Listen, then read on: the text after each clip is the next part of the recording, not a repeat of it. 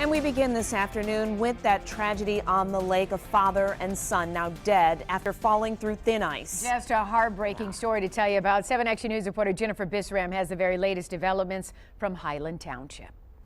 The fire chief says earlier this morning there was a group of people ice fishing here on this lake, but he says the ice was just too thin, and sadly, that's when a boy and his dad went through it. David Lyons, 30, and his son Jackson, just 4 years old, were both out on Alderman Lake in Highland Township ice fishing this morning when something went terribly wrong. Within 3 to 5 minutes, they were underwater. They had snowmobile suits on. Highland Township firefighters rushed to save them. We got suited up in the Gumby suits, right as we got there, attached our rope, and then just proceeded out on the ice with our sled. Once we got there, we realized that they were under the water still.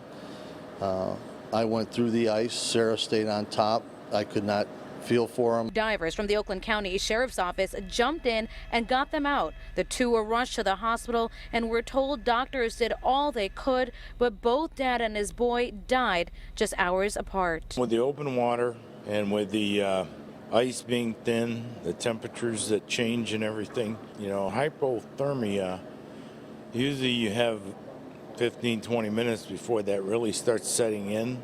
But when they had the heavy clothing on and no life preservers, that probably my assumption is it took them underneath the water. Some of those on the rescue team knew the dad and just saw him this weekend. He was a good young man, family man, father. He knows my boys. They're all about the same age. Saw him Saturday morning when he cut my hair. So it was kind of devastating. And we're also told another person who was here this morning had to be taken to the hospital after witnessing this 4-year-old boy and his dad go through the ice. Again, the chief is warning, do not go out on the ice, and if you do, be very careful.